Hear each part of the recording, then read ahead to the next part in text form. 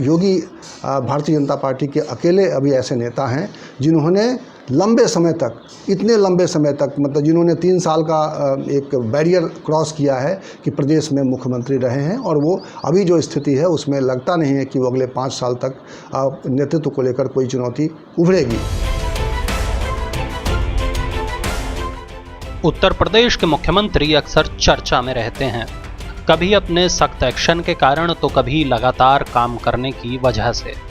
कोई उन्हें कर्मयोगी कहता है तो कोई सन्यासी सीएम। मीडिया में भी वो छाए रहते हैं। हर अखबार और हर टीवी चैनल पर उनके बारे में खबरें दिखाई देती हैं, लेकिन शायद उनके बारे में बहुत कुछ ऐसा भी है जो आपको पता नहीं होगा। इस वीडियो में हम आपको उनसे जुड़ी कुछ बेहद खास बातें बताने वाले हैं, तो इस वीडियो को आखिर तक देखना मत भूलिएगा।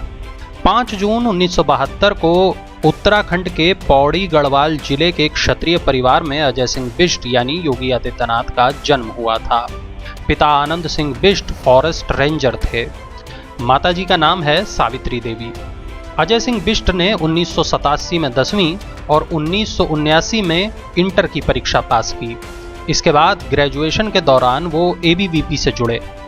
1993 में जब वो गोरखपुर पहुंचे तो यहीं के होकर रह गए। एक समय ऐसा भी था जबकि बहुत ही शाय और बहुत शर्मीले होते थे योगी आदित्यनाथ, और उस वक्त उनका नाम था अजय कुमार बिष्ट। जी हाँ, अजय कुमार बिष्ट जो है वो गढ़वाल से आते हैं, और जब उनका जन्म हुआ तो गढ़वाल उत्तर प्रदेश का ही एक भाग हुआ करता था, और प्रारंभिक जो शिक्षा है उनकी वहीं से हुई, और बेहद साधारण परिवार था उनका, और ऐसा नहीं था कि बहुत पैसे वाले थे या कोई राजनीतिक पृष्ठभूमि थी। और कमाल की बात यह है कि जो व्यक्ति 5 बार लगातार सांसद बना, चुनाव जीता, और एक प्रदेश का मुख्यमंत्री है, वो अपना पहला चुनाव हेमंत नंदन बहुगुणा जो विश्वविद्यालय है उसमें लड़ा था और हार गया था। तो जो आदमी अपना पहला चुनाव हार गया हो और आज वो मुख्यमंत्री है और कोई चुनाव आज तक ना हारा हो, तो योगी जी की जो कहानी है वो बड़ी दिलचस्प है। गोरखनाथ मंदिर के साथ योगी आदित्यनाथ का एक खास रिश्ता है। दरअसल महंत अवैधनाथ जी ने अजय सिंह बिष्ट को अध्यात्म की ओर मोड़ा। 1994 में अजय पूरी तरह सन्यासी बन गए और यहीं से जन्म हुआ योगी आदित्यनाथ का। 2014 में जब महंत अवैधनाथ जी का निधन हो गया तो योगी आदित्यनाथ को महंत और मंदिर का पीठाधीश्वर बनाया गया। वहाँ उनकी बड़ी जो है प्रतिष्ठा है, और उनकी सरलता, सादगी जो उस परिसर में देखी जा सकती है, और वो सादगी दिखाई देती है जब आप योगी आदित्यनाथ से उस परिसर में मिलते हैं तो एक अलग व्यक्तित्व के तौर पे आपके सामने आते हैं। और मैंने तो उनके मुख्यमंत्री बनने के बाद भी उनके उस कैंपस में उनसे मुलाकात की है, उनके साथ भोजन किया है।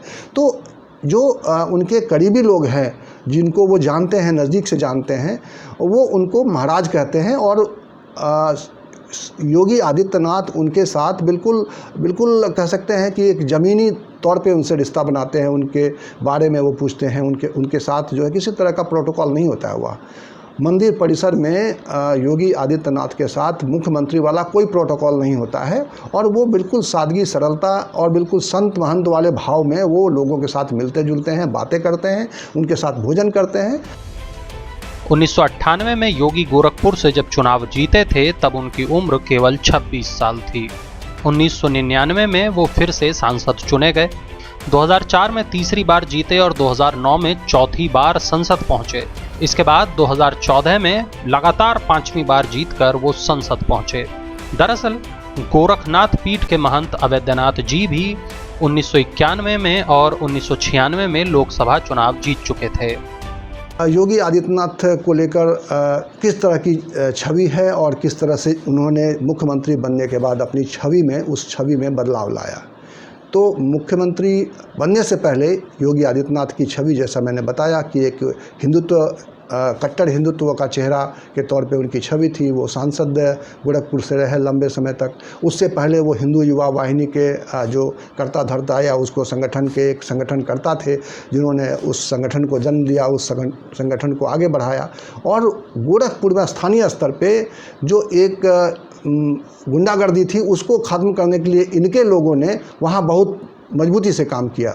और उस गुंडागर्दी के ख़िलाफ़ चूँकि इन लोगों के संगठन ने काम किया तो एक छवि उनकी उस रूप में बनी है वहाँ पे, और दूसरी छवि जो है उनकी है वहाँ, चूँकि वो वहाँ के पीठ से जुड़े हैं, गोरक्षनाथ धाम पीठ से जुड़े हैं, तो उस पीठ से जुड़े होने के नाते जो अवैधनाथ के शिष्य के नाते जो उनकी एक छवि है वो अलग छवि है।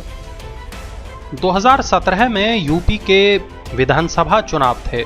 काफी लोगों का मानना था कि योगी की राजनीतिक ताकत को बहुत ज्यादा आंका जा रहा है, लेकिन 19 मार्च 2017 को योगी आदित्यनाथ ने उत्तर प्रदेश के मुख्यमंत्री के रूप में शपथ ली। आखिरी वक्त तक काफी लोगों को भरोसा नहीं था कि वाकई योगी आदित्यनाथ को सीएम बना दिया गया है। वजह थी उनकी छवि जो हिंदुत्व ब्रांड वाली थी।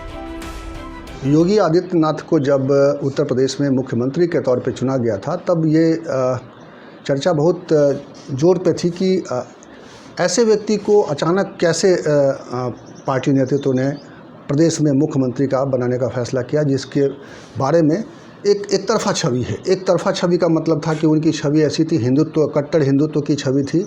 और भारतीय जनता पार्टी ने जब 2017 में चुनाव लड़ा था तो ऐसा आभास नहीं दिया था कि वो इस एजेंडे पर लड़ रही है, वो विकास उसका एजेंडा था। और जो चेहरे थे मुख्यमंत्री के तौर पे दावेदार माने जा रहे थे चुनाव से पहले, वो ये चेहरा नहीं था। बिल्कुल कि कहीं चर्चा नहीं थी, कहीं कोई बात नहीं थी कि महंत योगी आदित्यनाथ प्रदेश के मुख्यमंत्री बन सकते हैं। ऐसी कोई चुनाव के आखिरी चरण तक आते आते थोड़ी चर्चा में उनका नाम ज़रूर आया था, लेकिन अचानक ये फैसला था। तो पहली बात तो ये कि योगी अचानक प्रदेश में मुख्यमंत्री बने, और जब मुख्यमंत्री बने तो ये बात फिर उसका विश्लेषण होने लगा कि नेतृत्व ने ऐसा फैसला क्यों किया। और तब ये जानकारी आई सामने कि जो विश्लेषण सामने आया उसमें ये कहा गया कि अगर जो चेहरे मुख्यमंत्री के तौर पे सामने थे और उनको चुना जाता तो जो एक पूरे हिंदू समाज का समर्थन भारतीय जनता पार्टी के प्रति दिखाई दे रहा था वोटों में, वो शायद रिफ्लेक्ट नहीं होता। क्योंकि एक चेहरा जो था, जो मौर्य थे, केशव प्रसाद मौर्य, वो पिछड़ी समुदाय से आते थे, तो वो एक उसके ऊपर आक्षेप जाता पार्टी के ऊपर कि उन्होंने वोट तो सबका लिया लेकिन उन्होंने पिछड़ों को ये जगह दी, ये प्रमुख जगह दी। दूसरा जो चेहरा था वो डॉक्टर दिनेश शर्मा का था, जो लखनऊ के मेयर रह चुके थे। तो वो अगली जाति से आते हैं, तो ये अगड़ा और पिछड़े का खेल को ख़त्म करने के लिए भारतीय जनता पार्टी के नेतृत्व ने एक तरीके से ये इस पूरे विवाद को ही शांत करने के लिए योगी आदित्यनाथ को चुना, और वो प्रयोग कामयाब भी आखिर आगे चल के हुआ। 2017 के बाद से अब तक कई मौके आए जब उन्हें घेरा गया, उन पर सवाल उठाए गए और हर बार उन्होंने खुद को साबित किया। चाहे बात यूपी में अपराध की हो या फिर निवेश की, योगी आदित्यनाथ ने दिखा दिया कि अगर इरादे नेक हों और दिल में लोगों की भलाई की इच्छा हो तो कुछ भी असंभव नहीं है। हालांकि जिलों के नाम बदलने को लेकर उन पर सवाल भी उठे, लेकिन उनकी अपनी एक अलग ही शैली है और शायद यही वजह है कि लोग उन्हें प्यार करते हैं। वो प्रशासक की भूमिका में आते हैं तो वो एक सख्ती उनके काम में दिखाई देती है, और वो सख्ती बातचीत से भी आप उसका आभास कर सकते हैं। क्योंकि बातचीत में ये बिल्कुल आभास हो जाता है आपको कि वो जो सोचते हैं और वो जो चाहते हैं कि वो हो जाए, उसमें कोई किसी तरह का व्यवधान, किसी तरह का अड़ंगा वो बर्दाश्त नहीं करते हैं, और इसके लिए वो बिल्कुल कमिटेड होते हैं। तो ये एक उनकी जो छवि है अधिकारियों के बीच में, ये उनका दूसरा चेहरा है। और एक चेहरा है उनका कि जो मुख्यमंत्री के प्रशासक के तौर पे उनकी बनी है कि कठिन परिस्थितियों में उन्होंने, उनके अंदर से एक अलग मुख्यमंत्री का नेतृत्व, एक अलग मुख्यमंत्री की छवि सामने आती है बार बार। जब अयोध्या मामले में जब फैसला आया सुप्रीम कोर्ट का, तब पूरे देश में एक ऐसा माहौल था, ऐसा लग रहा था कि इसको रिएक्शन अगर होता है तो इसकी किस तरह की स्थिति बनेगी।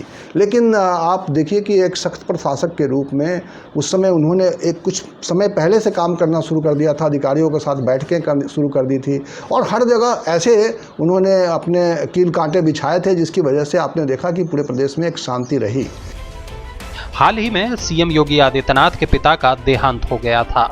उस वक्त वो एक मीटिंग में थे।